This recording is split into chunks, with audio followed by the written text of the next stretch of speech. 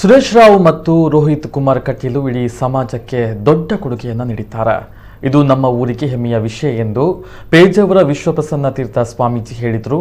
ಅವರು ಕಟೀಲು ಶ್ರೀ ದುರ್ಗಾಪರಮೇಶ್ವರಿ ದೇವಸ್ಥಾನದ ಸರಸ್ವತಿ ಸದನದಲ್ಲಿ ಕಟೀಲು ಶ್ರೀ ದುರ್ಗಾಪರಮೇಶ್ವರಿ ದೇವಸ್ಥಾನ ಮತ್ತು ಸುರೇಶ್ ರಾವ್ ಅಭಿಮಾನಿ ಬಳಗದ ವತಿಯಿಂದ ನಡೆದಂತಹ ಅಭಿನಂದನಾ ಸಮಾರಂಭದಲ್ಲಿ ಮಾತನಾಡಿ, ಸುರೇಶ್ ರಾವ್ ಹಾಗೂ ರೋಹಿತ್ ಕುಮಾರ್ ಕಟೀಲ್ ಅವರ ಸಾಧನೆಯ ಕುರಿತು ಮೆಚ್ಚುಗೆಯ ನುಡಿಗಳನ್ನಾಡಿದರು.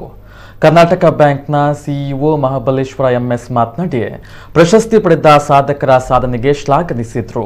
ಈ ಸಂದರ್ಭ ರಾಜ್ಯೋತ್ಸವ ಪ್ರಶಸ್ತಿ ಪುರಸ್ಕೃತ ಸುರೇಶ್ ರಾವ್ ಕಟೀಲು ದಂಪತಿಗೆ ಸನ್ಮಾನ ಮತ್ತು ರಾಜ್ಯೋತ್ಸವ ಪ್ರಶಸ್ತಿ ಪುರಸ್ಕೃತ ರೋಹಿತ್ ಕುಮಾರ್ ಕಟೀಲ್ ಅವರಿಗೆ ಗೌರವಾರ್ಪಣೆ ನಡೆಯಿತು. ಕಾರ್ಯಕ್ರಮದಲ್ಲಿ ಶಾಸಕ ಉಮನಾಥ್ ಕೋಟ್ಯನ್, ದೇವಳದ ಮುಕ್ತೇಶ್ವರ ವಾಸುದೇವ ಆಸರಣ್ಣ, ಆಡಳಿತ ಮಂಡಳಿಯ ಅಧ್ಯಕ್ಷ ಸನತ್ ಕುಮಾರ್ ಶೆಟ್ಟಿ ಕೊಡೆತ್ತೂರು ಗುತ್ತು ಸೇರಿದಂತೆ ಹಲವಾರು ಮಂದಿ ಅತಿಥಿ ಗಣ್ಯರು ಪಾಲ್ಗೊಂಡಿದ್ದರು.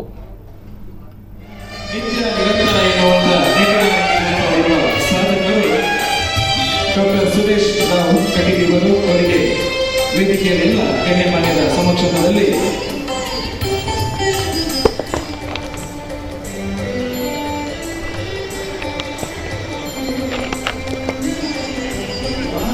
ಅವಕಾಶ ಕೊಡ್ತಾ ನಮ್ಮ ಸಮಿತಿದ ಸದಸ್ಯರಿಗೆ ವೇದಿಕೆ ಮಾತ್ರ ಅವಕಾಶ ಮಾಡಿಕೊಡುವುದಲ್ಲ.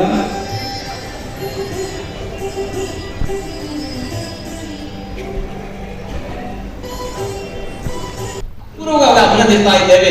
ನಮ್ಮ ಸಮಾಜಕ್ಕೆ ಇವರೆಲ್ಲರೂ ಕೂಡ ಒಂದು ದಾರಿದೀಪ.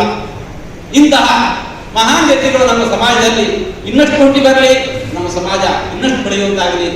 ಅಂತಹ ಎಲ್ಲರಿಗೂ ಕೂಡ ತಾಯಿಯ ಅನುಗ್ರಹದ ಶ್ರೀರಕ್ಷೆವೆಲ್ಲ ಹಿಂದೆ ತಾಯಿಗಳಿಂದ ಆಶಿಸಿ ಇಲ್ಲಿ ನೆರೆದಿರುವಂತಹ ಎಲ್ಲರಿಗೂ ಕೃಷ್ಣನ ಕೆಪಾಣನ ಅನುಗ್ರಹ ಪ್ರಾರ್ಥಿಸ್ತಾ, ಜನರಿಗೆ ತುರ್ತು ಆರೋಗ್ಯದ ಅವಶ್ಯಕತೆ ಇದ್ದಾಗ ದೂರದ ಮಂಗಳೂರಿಗೆ ಹೋದಾಗ ಎಷ್ಟೋ ಜನ ದಾರಿ ಮಧ್ಯದಲ್ಲಿ ಅನಾಹುತಗಳಿಗೆ ಒಳಗಾಗ್ತಾರೆ ಎಂಬ ಒಂದು ನಿಟ್ಟಿನಲ್ಲಿ ತಾಯಿ ಬ್ರಹ್ಮರಾಂಬೆ ಹೆಸರನ್ನಿಟ್ಟುಕೊಂಡು ದುರ್ಗ ಸಂಜೀವಿನಿ ಆಸ್ಪತ್ರೆಯನ್ನ ಇಲ್ಲಿ ಪ್ರಾರಂಭಿಸಲಿಕ್ಕೆ ಹಲವಾರು ಕೋಟಿ ರೂಪಾಯಿಗಳನ್ನ ವ್ಯಯ ಮಾಡಿದ್ದಾರೆ. ಅವರಿಗೆ ಬಹಳ ಖುಷಿ. ಯಾಕೆಂತ ಹೇಳಿದ್ರೆ, ನನ್ನ ಒಂದು ಕನಸು ನನ್ನ ಊರಿಗೆ ಒಂದು ಆಸ್ಪತ್ರೆ ಕೊಡಬೇಕು ಅಂತ ಇತ್ತು. ಅದನ್ನು ನಾನು ಕೊಟ್ಟಿದ್ದೇನೆ. ತಾಯಿ ದುರ್ಗಾ ಮಾತೆ ನನ್ನ ಹತ್ರ ಕೊಡಿಸಿದ್ದಾಳೆ ಎಂಬ ಮಾತನ್ನು ಅವರು ಯಾವಾಗಲೂ ಹೇಳ್ತಾ ಇದ್ದಾರೆ.